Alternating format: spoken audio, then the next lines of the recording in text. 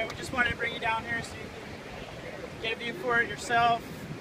As you can see, they're utilizing a newer construction technique where they try to mimic the natural look of the bluff.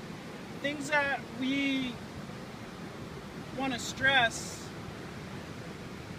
is this is a man problem. This is a people problem. This isn't a geological problem. Erosion isn't a sand problem. Erosion is a natural process. M-A-R-K. I'm the chair of San Diego Surfrider. What we're trying to say here is that our beaches, this is a cultural part of San Diego, right here. We have lived, and this has become some of our most famous areas. This stretch from Oceanside down to Swami's is really come up one of our most famous places.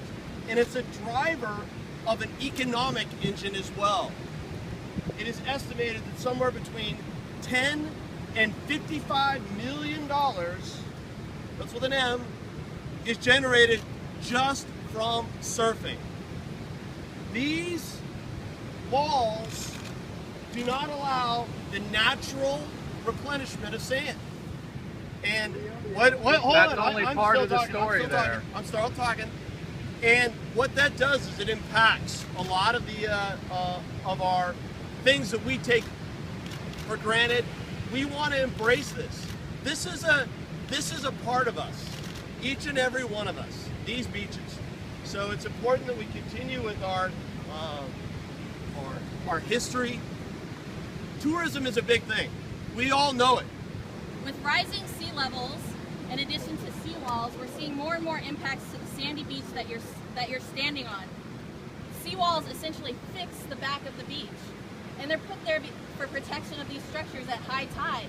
So the water comes lapping up and it's water against wall. But eventually, because there's no way for the shoreline to allow erosion to give sand to the beach and also to naturally migrate backwards, even at low tide, the water ends up hitting the wall and the sandy beach that we all enjoy disappears. So the California Coastal Act does have very important protections to allow for public beach access along the beach, so you can go running like that couple over there, and also for recreational resources. As many surfers will tell you, once water starts to hit up against a wall, refraction occurs, and waves are essentially depleted, because then you get waves going both ways, and it obliterates not only the sandy beach but the recreational resource that we all enjoy. So we're supporting the California Coastal Commission in the Lynch versus California Coastal Commission case in order to protect this public sandy beach. And ultimately, we support the California Coastal Commission's regulating authority so that we can all have the beaches that our coastal communities hold so dear.